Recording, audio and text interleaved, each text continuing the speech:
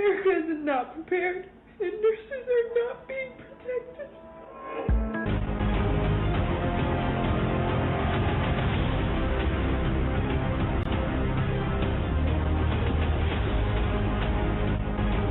नाज़रीन, अवामी न्यूज़ में ख़बरनि जो सिलसिलो जारी है। इन वक़्तु असीं तव्हांखे अमेरिका खां ख़बर ॾींदा हलूं त कोरोना वायरस अमेरिका में तबाही मचाए छॾी आहे। हिकु ॾींहं में 1480 माण्हू फ़ौत थी चुका आहिनि। ख़तरनाक वायरस सॼी दुनिया में 60,000 हयातियूं खसी वरितियूं आहिनि। अमेरिका में हयातियूं विञाईंदड़नि जो अंग 7,402 थी वियो आहे। इटली में वधीक 766 हयातियूं ज़ाया थी वियूं आहिनि। फ़ौतियुनि जो अंग 14,681 थी वियो आहे। स्पेन में वधीक 546 माण्हू फ़ौत थी विया आहिनि, जॾहिं त स्पेन में फ़ौतियुनि जो अंग 11,781 थी वियो आहे। फ्रांस में 1,120 माण्हू दम ॾेई छॾियो आहे। मजमूई तौर ते 6,507 माण्हू फ़ौत थी विया आहिनि। बर्तानिया में 684 माण्हू कोरोना वायरस सां विढ़ंदे फ़ौत थी विया आहिनि। फ़ौतियुनि जो अंग 3,646 थी वियो आहे। जर्मनी में 1,268 माण्हू फ़ौत थी विया आहिनि। ईरान में 3,425 माण्हू फ़ौत थी चुका आहिनि। वधीक ख़बरनि ऐं तफ़सील जे लाइ विज़िट कयो असांजी वेबसाइट awamiNewsHD.com ऐं ॾिसंदा रहो अवामी न्यूज़ HD।